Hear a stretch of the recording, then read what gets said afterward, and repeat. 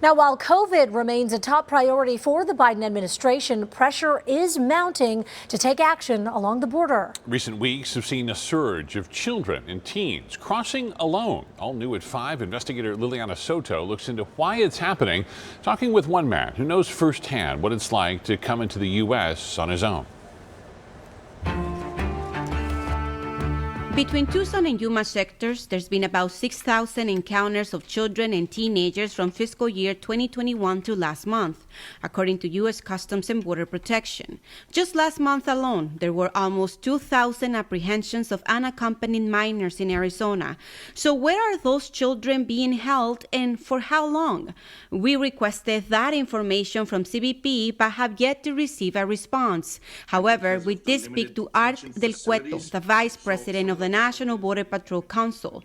Del Cueto is a Border Patrol agent and is a known supporter of Republican candidates like former Senator Martha McSally and former President Trump. So some of the problems is the detention facilities, you can't hold too many individuals in certain areas. So we're having to send them out to ICE. And then ICE, I believe, is sending them out to different groups. And they're in charge of, finding their family members or somebody within the United States. According to the latest report by CBP, the largest number of minors are coming from Guatemala and Mexico, just like Andrés, who says he was 17 when he escaped violence in Mexico. Yo me vine huyendo de México porque yo sufría de mucho maltrato por parte de mi padrastro. La última vez me golpeó brutalmente. Yo creía que iba a morir. Por un milagro me pude escapar. He says he spent some time at the Southwest Key Shelter in Phoenix before being released to his family.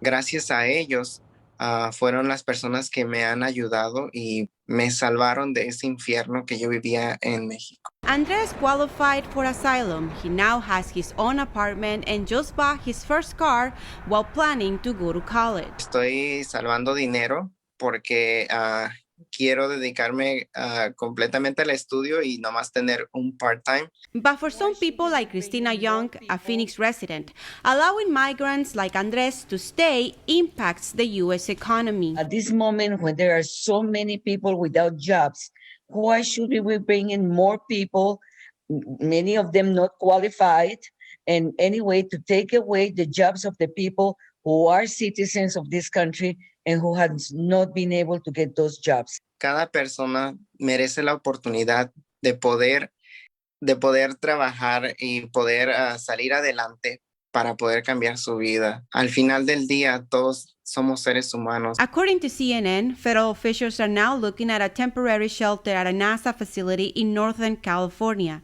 So, is there a crisis at the U.S. border? So let's say we all admit there's a crisis. The big question is, individuals that are running the agency per se, leadership within the agencies that have seen this, what steps have they taken knowing that these things can happen again? The migrants and unaccompanied minors have arrived no matter who was in the White House. Presidents Obama, Trump, and now Biden have each fumbled the response. A permanent resolution like a revamp of immigration policies doesn't appear to be coming anytime soon. Liliana Soto, ABC 15, Arizona.